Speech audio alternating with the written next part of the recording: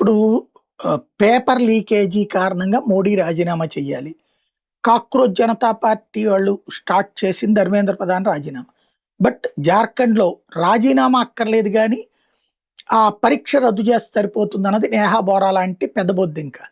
అదే సందర్భంలో పంజాబ్‌లో అసలు పేపర్ లీకే కాలేదు అని చెప్పుకొచ్చాడు కేజ్రీవాల్. దానికి ఆళ్ళ ప్రభుత్వమే అక్కడ అధికారంలో ఉంది. సాక్ష్యం ఎవరయ్యా అంటే పిల్లికి ఎలక సాక్ష్యం అన్నట్టు ధ్రువరాటి పెట్టిన వీడియోని ప్రొజెక్ట్ చేసుకొచ్చాడు. నిన్నేం చెప్పింది court, Punjab, Haryana joint court, high court ఉంది గదా! వాళ్ళు ఈ పేపర్ లీకులు జరిగింది అని ధృవీకరించారు. పేపర్ లీక్ జరిగినప్పుడు ఖచ్చితంగా చర్య తీసుకోవాలి. మరి అక్కడ ఉన్నటువంటి మంత్రి రాజీనామా చేయాల్సొస్తుంది. అంటే ఇప్పుడు ధ్రువరాటి ఇంతకుముందు సమర్థిస్తూ వచ్చాడు. అది అక్కడ పేపర్ లీకేజే గాదు, అనవసర ప్రచారం చేస్తున్నాడంట. అంటే ఆమ్ ఆద్మీ పార్టీ సృష్టించేదే ధ్రువరాటి అయినా. అంటే కొంతమంది సెలబ్రిటీ ఇమేజ్‌ని క్రియేట్ చేసి వాళ్ళని మేధావుల కింద ప్రొజెక్ట్ చేసేటటువంటి ఒక టెక్నికల్ గేమ్ నడుపుతా ఉంటది ఆమ్ ఆద్మీ పార్టీ. అందులో భాగం అన్నమాట ఇదంతా.